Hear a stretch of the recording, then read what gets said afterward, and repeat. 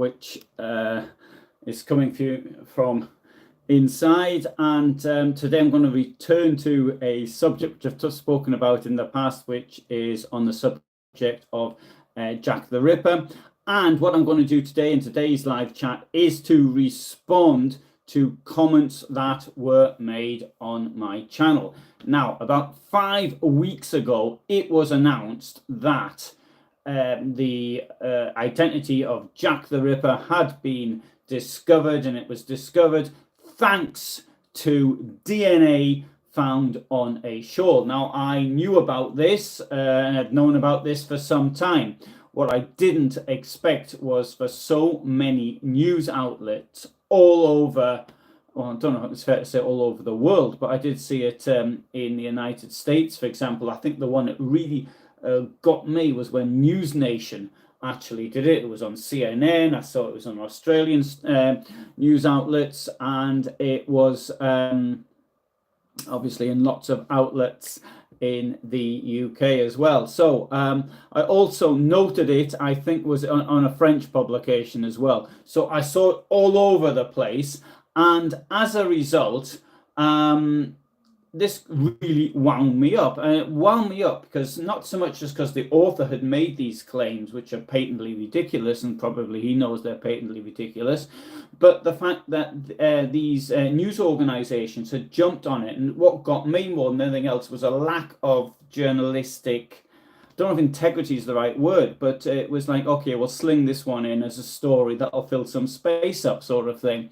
It's so blatantly, I don't even know if hoax is even the right word. It's so blatantly incorrect. And so what I did was I saw this, and then it wound me up so much. I got on the train and I went to the location of where the lady, the murder victim, had been killed on the 30th of September 1888, which is in Mitre Square in the city of London. And then I rabbited on for around 15 minutes on why this was a rather silly hoax at very best. Now, to give a quick summary of the hoax, there is somebody, Russell's his name, Russell Edwards. He claims to have solved the mystery of who Jack the Ripper was by obtaining a shawl, as he calls it, from that had belonged to the fourth victim, Catherine Eddowes.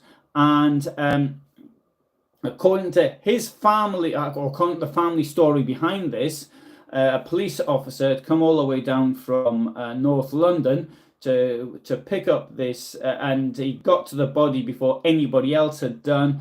And he thought that this shawl would be a nice present for his wife. How romantic can you get? And I put this up on St. Valentine's Day as well. So there's something, fellas, you can think of for your missus if you want to get them something that they're bound to want, a dirty shawl from a murder victim. Despite the fact, obviously, this was a capital case, he was interfering with, should the offender be caught, he was touching evidence. The police officer himself had a completely unblemished record. And so according to his family history, this shawl belonged to the victim. And then what a surprise when it's actually purchased by Mr. Edwards, and he gives it to DNA testing, and it just so happens that the candidate that he had thought he'd wanted to be the Jack the Ripper, his DNA is on it. Now, my understanding is, I don't know much about DNA, but my understanding is the DNA on it actually would match 90% of the population of the United Kingdom. So my DNA is on it as well, probably. And so, but having said that, I have an alibi for the 30th of September 1888. So I think that sort of counts me out. But now, Mr. Edwards claimed in an interview I saw again on the US YouTube channel, and on, I think it was News Nation. I can't remember who it was actually, but he claimed that it was Scotland Yard who'd given him this information. Well, it may have been somebody who worked for Scotland Yard, but I don't think it was given actually officially. This named one Aaron Kosminski as being Jack the Ripper. Now, Aaron Kosminski had been considered by other people, but in my opinion, it is, sorry, it's totally absurd to think that he was Jack the Ripper. First of all, his knowledge of English was clearly limited. He was later committed to an insane asylum, and he spoke in Yiddish there. We know he did speak English because he was in court over having an unmuzzled dog in Clerkenwell, and he got fined for that, and that was in 1889. I think I said in the video I did in Mitre Square, I think I might have said it was earlier, but it was in 1889. The fact is that if the police had even slightly suspected him at the time, he would have been, I think it's pretty clear, he would have been arrested and held, I mean, in interrogation. So, I mean, the evidence against this one person is extremely limited, to say the least. Not only that, he was noted for being crazy, for being not normal. And so therefore, whereas I appreciate that some 4 of the victims who were killed in the street, who possibly had a little bit too much to drink, wouldn't have been too bothered about the state their client was in. But the final victim, he was actually invited into the home, and the woman, according to the people she'd seen earlier, she was not intoxicated. So there's really, it's very difficult to believe this story. It has no logic to it whatsoever. Not only that, the thing is, it's to assume that this one person just happens to be known, and it's the only person they actually tested for DNA. It is true that the family of Aaron Kosminski, who I saw an interview with, what may have been his, he didn't have any children, but it was, I can't remember, it was his great niece or something like that. She said that the family believed that he had been up to no good. But you know, that's another family story. That's putting 2 family stories together and not making any sense at all. So, in my opinion, this is nothing but a rather ridiculous hoax. And this is something rather strange, though, about this, a bit odd, because with my normal interest in history, so if I have any specialization at all, I would say it's in the Holocaust, it's in the death camp at Helmut nad Nerem, and Kosminski actually comes from a place called Kładawa, and part of his family lived in Koło.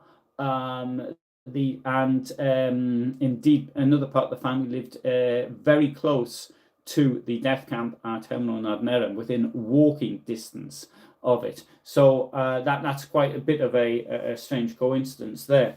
So everything together.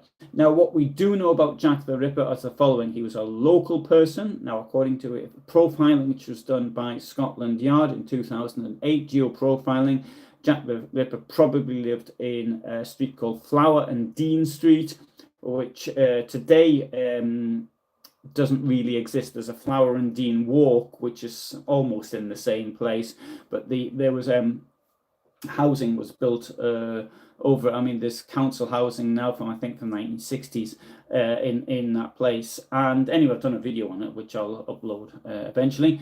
And Kosminski lived to the south of it. He didn't live very far, actually, from where the third victim, Elizabeth Stride, was murdered. And so the place no longer exists. It's called Zion Square, 3 Zion Square, if I remember rightly. And it's now Mulberry Street, for those who are interested in finding it. Anyway, so there you have it. That's in summary what happened here. Now, it did actually, though, this sort of inspired me to actually do more on this, because in my opinion, it's less interesting who Jack the Ripper was. More interesting are the fate of the victims. For me, it's always the victims which are important. It's not the criminal who is important. And obviously, it's important to know why they did what they did. The criminals did what they did. But to me, to look at the conditions in which women lived in London in the end of the 19th century, and it's a woman who could find herself from a relatively okay background, should I say, could descend into poverty, as several of the victims did do, through no fault of their own or through the fault of drink. And this is the case, I think it's fair to say, with all of the victims. And it's to look at this: why were women?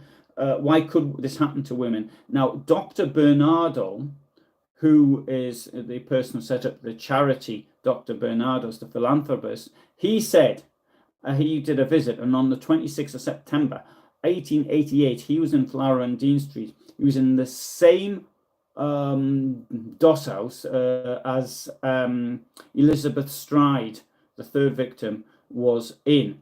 And a woman there said to him the following: what you really needs to be changed is the way that women are treated. And that, I think, is the lesson which we have from this. Now, anyway, so to look at some of the comments which I got, and so to take you through them. Now, there's 144 comments, so I'm not going to read them all. But the first thing is a number of people are saying things like, "Ever said, glad that someone's speaking up about it. As someone who's been very passionate about the case before, my blood started boiling over hearing the news." Now, this news is now in the third cycle. The first time this was released was in a book 2014 that came out again 5 years later, 2019, and now it's 2025 and it's come out yet again. So it seems to be doing a 5-year cycle, 5-year and 6-month cycle even, of coming out. And so we can expect the same thing to come out towards the end of 2030 as well, I presume. Kirk Morrison says the shoal has been contaminated over the last 100 to 130 plus years. We don't know if it's in the hands of suspects during interviews. Yes, we don't know anything about it. And the fact is that this shoal, which must have been hugely contaminated, suddenly just happens to have the DNA of this one person on it. But then again, I think we can explain, as it's got everybody's DNA on it, just about this. Now, Esteban writes, this is the third or fourth time this author has pitched this story. It was debunked in 2014. The article's still a mystery. DNA hasn't named Jack the Ripper after all, by Mick Reed, and who gives an overview. It was again debunked in 2020 in a series of articles in the academic journalist Forensic Science. But these are beyond a paywall. I think that was actually, it was in Journal of Forensic Science in 2019, if memory serves me correctly. It is behind a paywall. I did actually scan it, though, a few years ago when it came out, probably.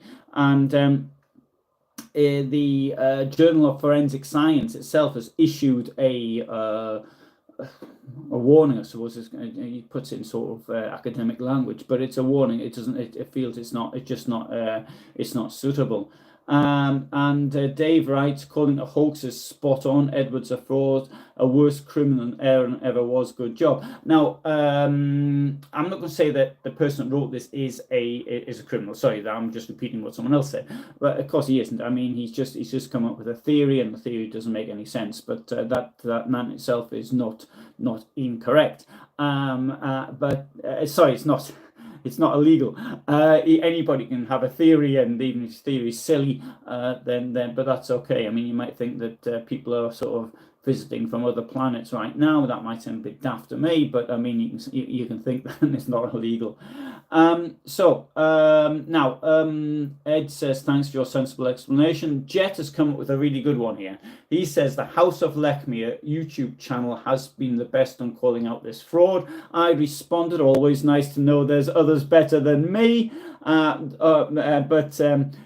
So Jet then said, well, goes on to say, no, I was just making a joke. I just mean on this particular topic, and Jack the Ripper more generally. He makes an excellent case that Charles Lechmere is the Ripper. Charles Lechmere was Charles Cross. He was the person who found the first body. And if you believe he was the Ripper. And strangely enough, there's another case which happens a year after the second killing, on the 8th, was it the 8th? Or was it? Yeah, 8th of September. Was it the 10th? Can't remember. No, so it might have been the 10th. 10th of September, 1888. no, I think it was the sorry, start again. 8th of September 1889. There was a body found under one of the arches of a street not so far from in this area called Pinchin Street, and the body was found without any without any legs and without a head. So a torso, really, a torso with arms, and it was of a woman, and the woman was a hands showed that she wasn't a worker or something like that.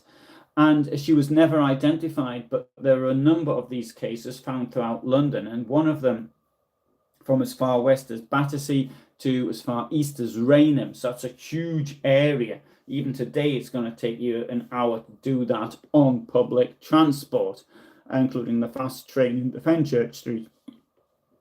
So this thing about this murder, what's curious is that the body was found just at the back of Charles Lechmere's mother's place, who just started a cat food business up. And where did the cat food come from? I don't know, but I do appreciate there may be something suspicious in this. I have myself said that I don't understand the logic of saying that Mr. Lechmere was the Ripper, but if you want to see somebody who has more on this subject, then I do suggest you see the channel which has been mentioned, the House of Lechmere, or Lechmere, depending on how you want to pronounce it. Anyway, Jason writes, this story has more holes than a slice of Swiss cheese.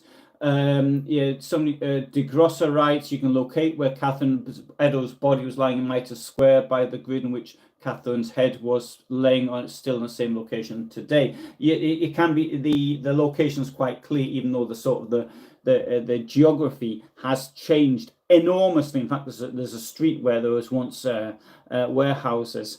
But indeed, I uploaded on my video a link to a video which I filmed in 2010, 15 years ago, and the difference is enormous between the two, between what it looks like now and what it looked like then. And Tom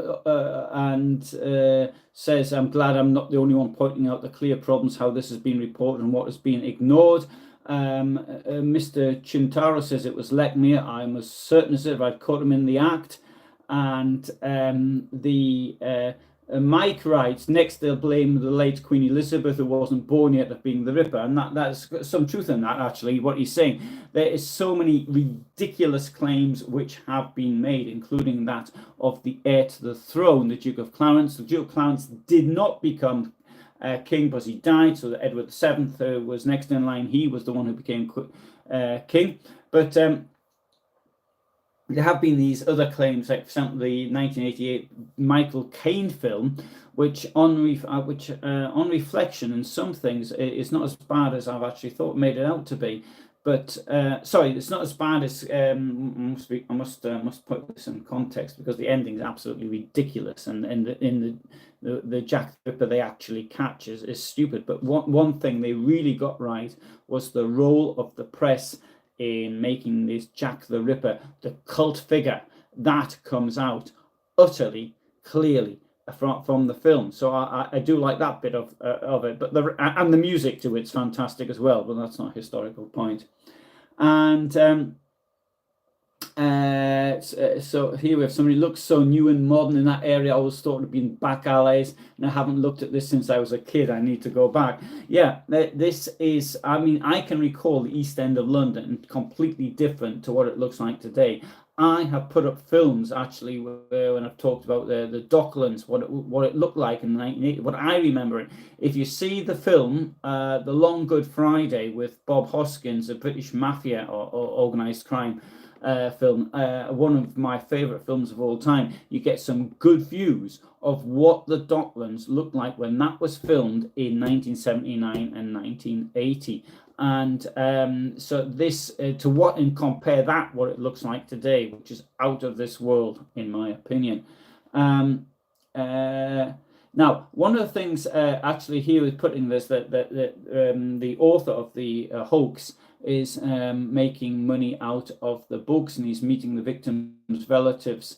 And now, the thing is that meeting the victims' relatives, he says the victims' relatives want closure. Well, putting up a hoax is no way of giving them closure. In fact, I think it's making them feel rather silly. But the making money out of it, well, no, you wrote a book, and that's fair enough. And I wrote, I'm not going to blame for making money out of it. After all, he has to live. And so I got a response, exactly, you make money from refuting his claims. And I pointed out that the money I'm doing from this video won't even cover the fare to get there. Well, there was enough people to have seen it to actually get me 3 fares there and back, and possibly a one of these Tesco Tesco meal, a sandwich and a snack and something to drink at the same time. So that would have covered me. Some Junior Johnson says the amount of money's been made of this tragedy is amazing. Books, movies, and everything else. And certainly yes, but it continues to have this interest, which is strange because you might have thought that the torso case, which I mentioned earlier, and a number of torsos turned up, would have been more interesting to those who are morbidly inclined than that of Jack the Ripper. But the torso cases are forgotten, whereas Jack the Ripper has this cult status, which I can't actually explain. And okay, so Malto writes, the rage I feel every time I see this news pop up every year. It's been in contention since 2014. The evidence isn't conclusive at all, nor is the evidence surrounding the show belonging to Catherine Eddowes. Let's not forget the motive behind the show being purchased in 2007. It wasn't purchased and studied to cure generational grief, but to elevate a man's career by claiming he solved the most infamous serial mystery of all time. Maybe, yes, maybe. I don't know. I don't want to stop. I don't want to start blaming the author, because I do appreciate he has got his theory, and there may be something about it which I am missing. Now, Paul writes, it was a table runner that was not listed as found at the scene. Yeah, this is really important. This was not on the list of things found at the scene. Not only that, if you don't believe me, you can actually see this in both the Daily Telegraph and the Daily Telegraph and the Times, all published a list of the possessions of the victims. So it's a had. Now, bear in mind, these people were homeless, and they were living in doss houses, paying between 2 and 8D per night. It's been 1 and 4 pence in today's money, or 1 and 3.5 pence, really, isn't it? 8D. And so they were carrying all their stuff on them. So they had next to nothing. Now, she may have had a table runner on her, and she might have lost it on the way there or something like that. But they had to carry all that, and this is what's really so pathetic about it, because these people were utterly destitute, and it's that in the richest town, city of the richest. Well, maybe not the richest city. I'm not certain that's actually true, but in the capital of the richest city in the world. Of the richest country in the world. That's what I want to say. Anyway, Peckham says she always felt that Jack the Ripper was a police officer due to being one step ahead of the law. Yeah, I think that's a reasonable assumption. And Michael Caine said the same thing in the 1988 film. He said, if I were Jack the Ripper, I'd be out there looking for myself. That's a quote from the film, if I remember correctly, although, of course, it has been a long time since I saw it. And anyway, so Adamski writes, it's like Amelia Earhart and Fred Noonan. I don't know who Fred was.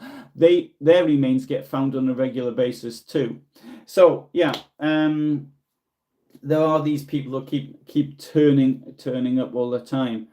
And okay, the subject actually is brought up about an artist who was later proven to be Jack the Ripper. Now, I suggest that this was Stephen King's book, Jack the Ripper, The Final Solution, which was written in 1975 and formed the basis for the Johnny Depp film in 2001, even though it was admitted to be a hoax in 1976.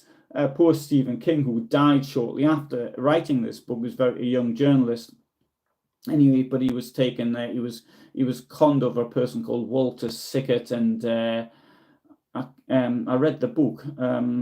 I read the book 40 odd years ago, but it was quite. I thought it was quite nonsensical. There's another thing about the Diary of Jack the Ripper, which you can find on YouTube by making an American, James Maybrick, the Jack the Ripper. Now there is this is totally absurd, because as an American he would stand out by the way he spoke.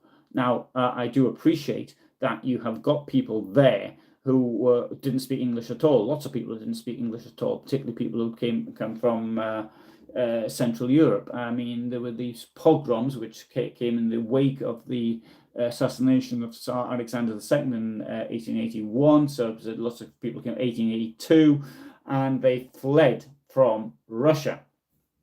And it's often said that Kosminski, the suspect, was one of them. But it was Russia. It wasn't. It was Poland, but it was occupied by Russia.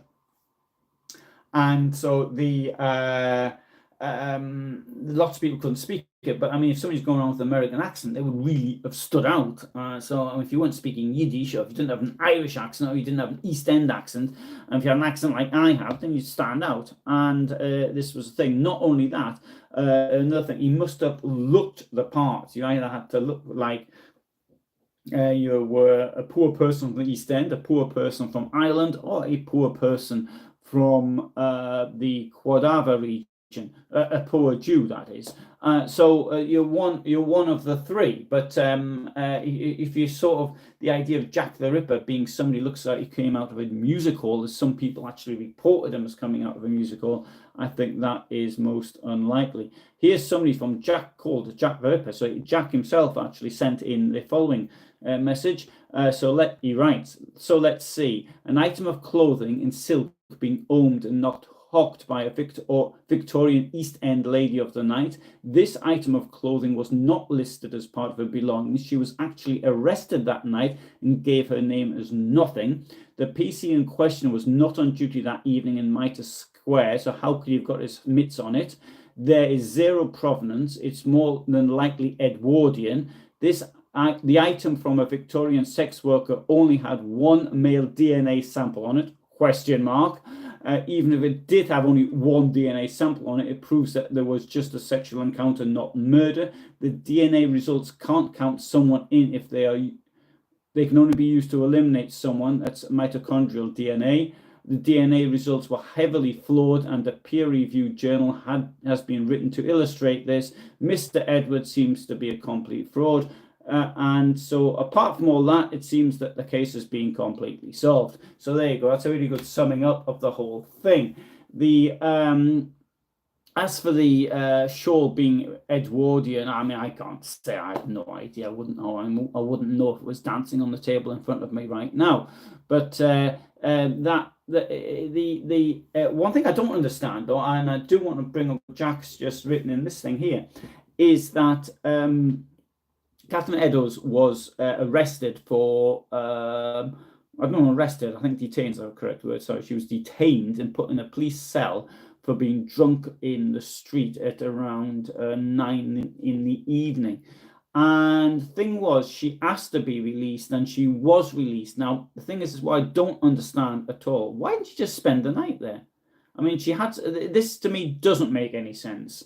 There may be an explanation, which I mean, obviously the police don't serve alcohol. I've been told they do serve you breakfast in the morning if you're still there. I've been told, I don't know if that's true or not. Don't get yourself arrested and say I heard that you get your breakfast, but that's what I heard. But I don't understand why she didn't stay there, because she had the money.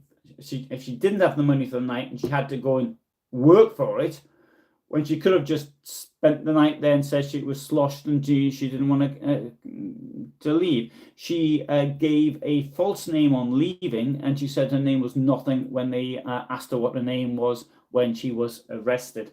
So arrested or detained, I think is the correct word. Okay, so there you have that. I need to find somebody that actually disagrees with me, because if not, I'm just reading things which are positive to my argument. Okay, Jane writes, sorry, or Janabel writes, I think it's highly probable that Kosminski was the killer. The murders stopped as soon as he was committed to a mental institution. Moreover, regarding the DNA evidence, it is mitochondrial DNA, which is certainly not as accurate as nuclear DNA, but one can certainly exclude a larger proportion of the population using mitochondrial DNA testing. As far as sexual contact between victim and perpetrator is concerned, we'll never know if there was or there wasn't.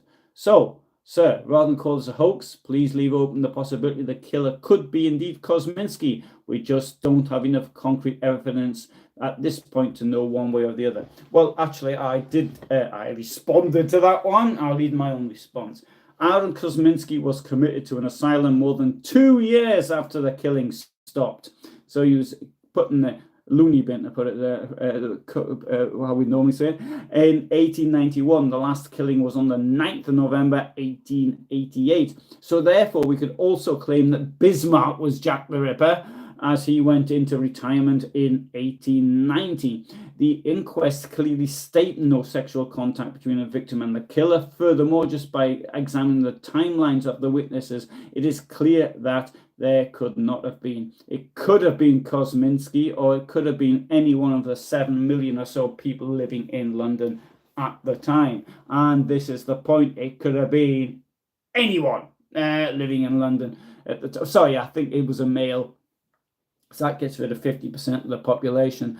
The profiling which is being done has suggested actually it was certain age groups which might even disinclude Aaron Kosminski.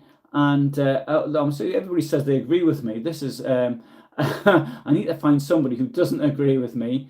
Oh, okay, here's one. Here's Magnetic Janet writes. And just because there's no signs of sexual just because there's no signs of sexual act, I think that means, doesn't mean that it wasn't the motive. The FBI and other law enforcement know that these types of crimes are in fact motivated by sexual fantasies. The knife then becomes the phallic symbol, so I have to disagree with the assumption that this wasn't sexually motivated. It may well have been sexually motivated. I'm not suggesting it wasn't.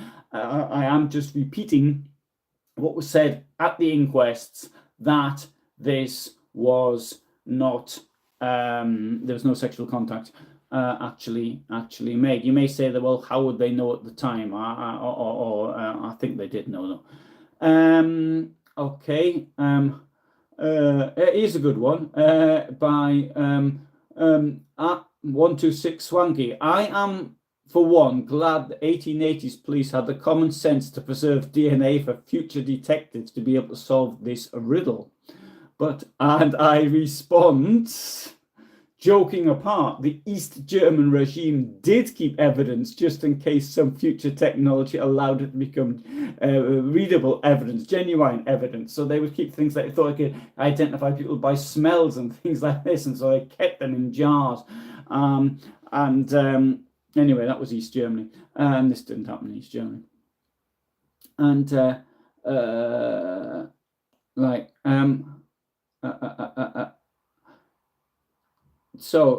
Foggy Mountain Witch says, I don't have much knowledge about DNA, but I remember that the scientists found the descendants of Richard III as well about the females of one of his sisters. But even if they found DNA on the shawl cloth of 2 people they claim, it can, in my opinion, only prove that they made out at least one time. I don't think it proves that at all. I think it could be he just touched her in the street, and I think that would be enough, wouldn't it, to have a DNA on it, I think. Here's one. George writes, I believe it's an American that went over there at the time of the murders. His name was H.H. Holmes, who did have surgical skills, and he was an American serial killer. Now, H.H. Holmes, I don't know a great deal about this. First of all, the thing is, being American, he would have stood out, as I said earlier. Secondly, he wouldn't have had the local knowledge.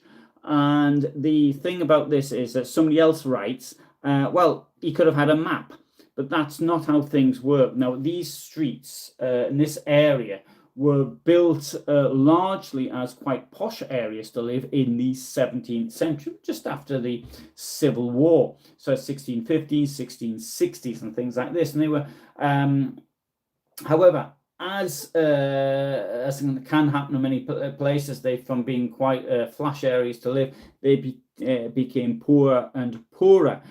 And that's also meant that bits were built onto buildings and sort of extended into the gardens with things, and they were built without any planning regulations. Of course, planning regulations didn't really exist much in those days, and they were just and without any care for how they were built. This meant that this created a lots of alleyways and things like this, and they are not on the maps, because we do have maps. In fact, we have excellent poverty maps of London in the at this time. This for me, this is what I find above all really fascinating about this, are the poverty maps and the amount of work that's gone into these poverty maps. Yeah, so I'll come to the actually I'll come to the questions, because I'm sort of read across from one to the other.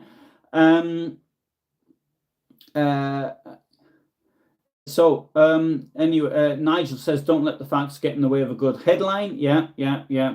And other people are denying who it was, but they're saying it was Charles Lechmere. And I think this all tracks by why the shawl tests positive for DNA from descendants of both Aaron and Eddowes. The descendants of Catherine Eddowes, she had, forgotten how many children she had now. 3, wasn't it? I'm getting confused. Whatever.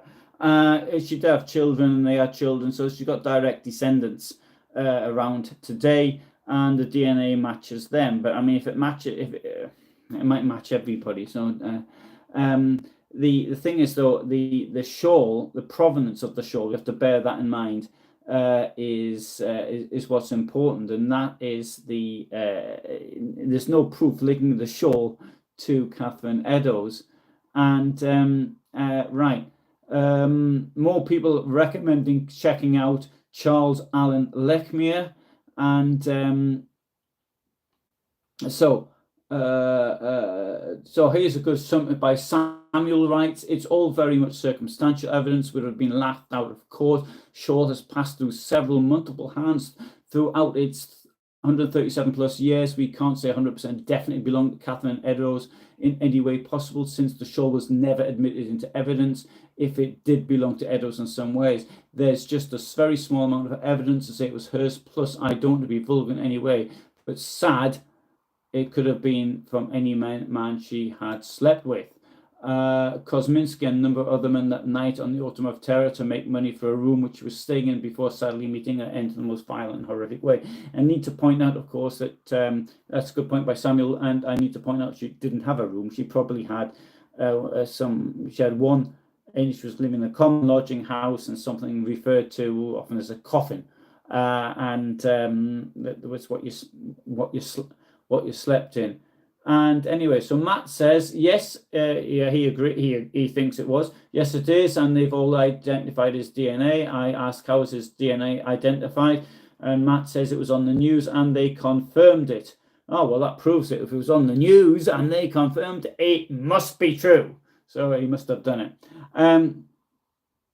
Okay, right. So I did want to put, are we Cosmic Music, are we any nearer to covering who Jack the Ripper was?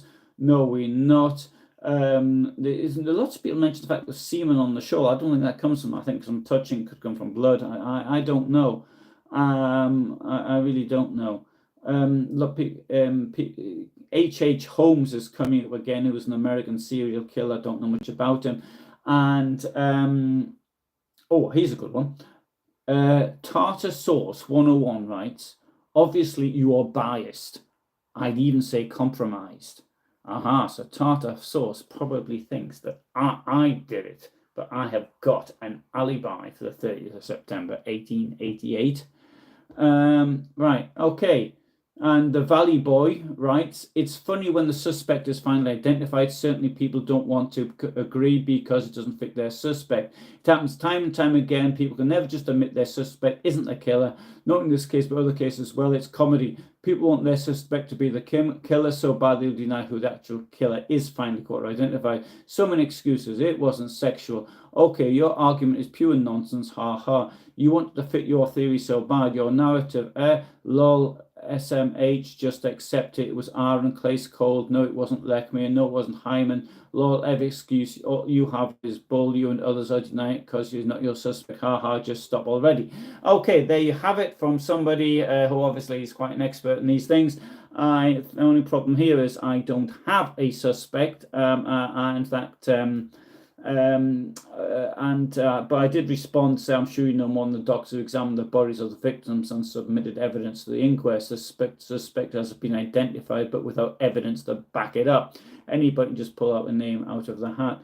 The evidence is overwhelming, right? Skeleton-like, but I don't know what evidence. And T.S., it was one of the Kosminski Jews, to which I respond, what is a Kosminski Jew? Right, so there you have a summary, I think, of some of the questions, some of the comments that were put to this video. If I can come to one things you've just asked me now.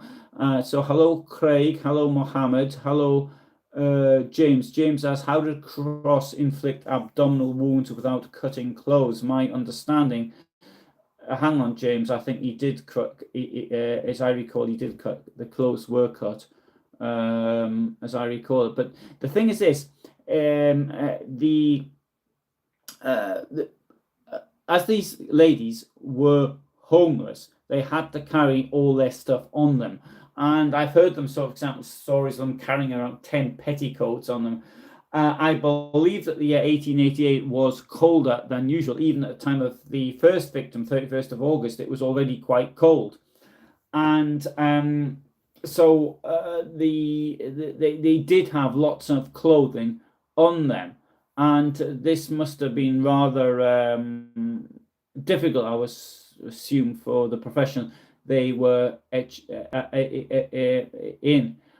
Right, now, Colin writes, hello, were there any similar murders in Kosminski's home area in Poland before he appeared in London? Right, yes, I've looked at this, and there weren't. But now, Kosminski himself, he got around a bit. He really got around.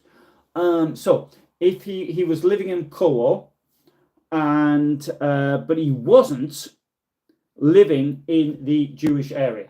And I actually pulled this one up, and I was... you've got videos of mine about the Holocaust, and you've got a video on the Koło ghetto and the extirpation of the Jewish population of Koło. So, but he wasn't living in that area. He was living at the other side of town. Now, that was possible, of course. There's nothing to stop him there. But he managed to get himself to Zvolen. Zvolen is to the east of Łódź, so it's sort of 120 kilometers, something like that. And then apparently we've got him in Warsaw, and then he's in London now. He was born around 1865 or thereabouts. So he came to the United Kingdom 1882. Now his brother was quite well to do. His brother actually was quite successful in business, and he had a bit of cash. Eventually, because of through hard work in the UK. But the fact that somebody could be sent from Koło to Zvolen to Warsaw at that age, because he was in Warsaw, he came to the UK when he was 17. Yeah, something suspicious about this story. I mean, but I could find. I mean, I did look. I did look at to see if there was any reports or anything like this. Of course, the thing is, what you've got with these murders is the violence of the initial of the attack.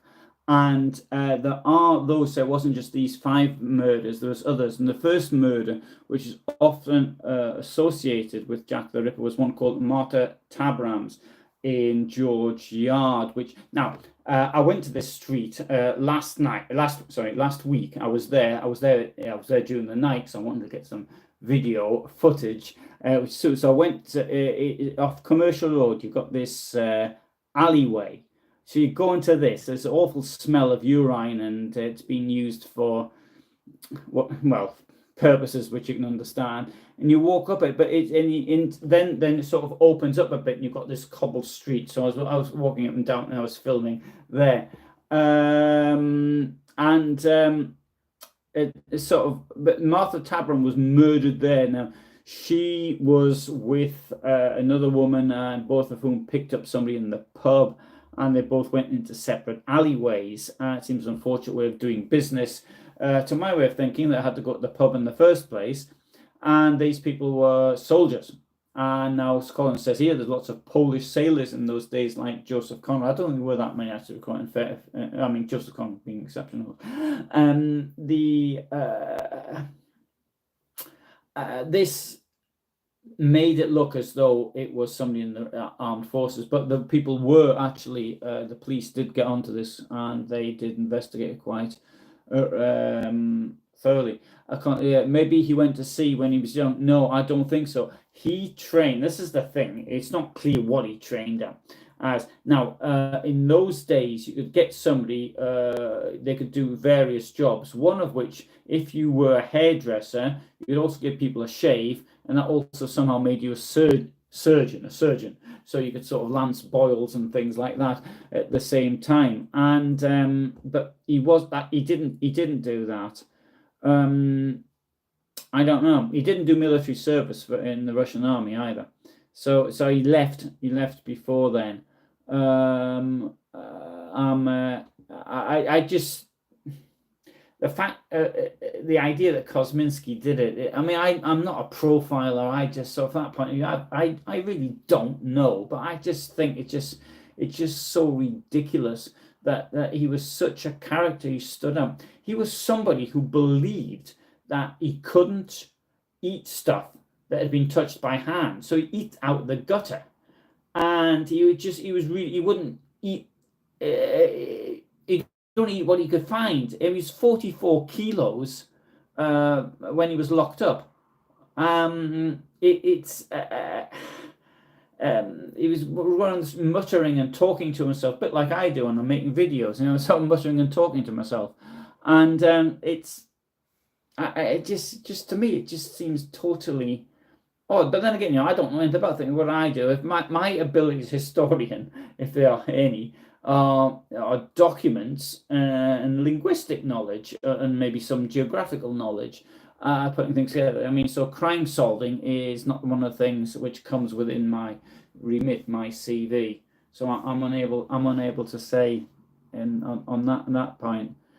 But I certainly don't believe it was him. I'm not suggesting it was the person, the Jack the Ripper wasn't Jewish, but whoever it was. But I believe it was a local, and it had been somebody who had to be able to get around all of these places. Now, there's a word to describe these slums, which is a rookery. A rookery comes from the word where they got lots of rooks, so they sort of bandy together and have a sort of make a lot of noise, and they're in a tree, and their nests are all over the place. Or I think in 18th century English it meant to steal or to con, to rook. I think, I'm not absolutely certain now. But anyway, but these places were called rookeries. So these places, these slums, where you could get a whole family or two families in one room without any water, no toilets. Well, of course, nobody had toilets in those days, did they?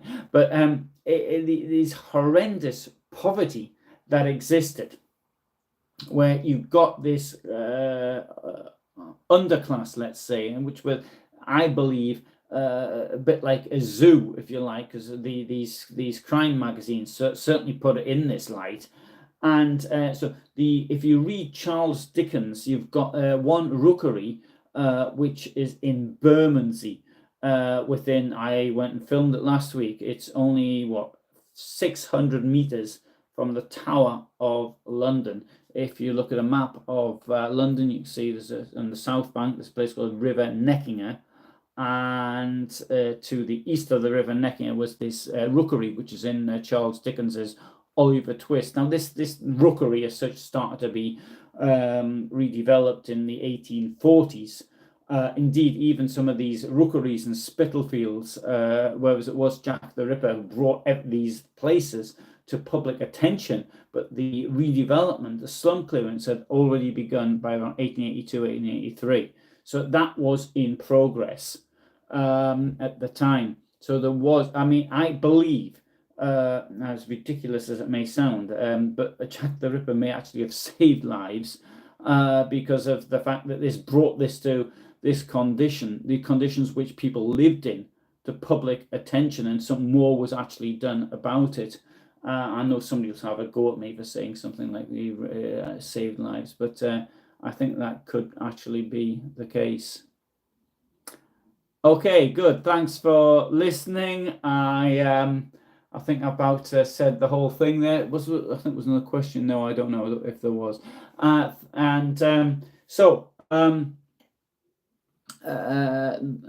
try. I've next week or so I've got a bit more time, and I'm not actually going anywhere. So I shall try and do another live talk tomorrow. I might answer questions. I'll see how popular this was. If it isn't very popular, I won't bother doing it anymore. But certainly, when I got lots of people insulting me when I drew the similarities between how the Second World War started and the behavior of the current administration in the United States.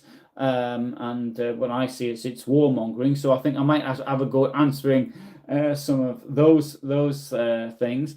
I could actually, I might even answer some of the things I've done on other recent videos, such as yesterday I uploaded a video on the family of Eric von den Bach-Shalevsky, and the week before that I did a video on the first massacre of the Holocaust, which happened at a place called Krasnozelsk.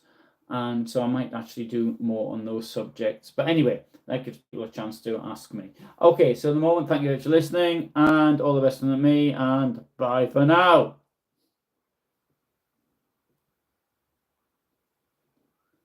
And now I have to work out how to turn this thing off. I don't know. They've changed it. Look at this. It's all changed. I must be up here.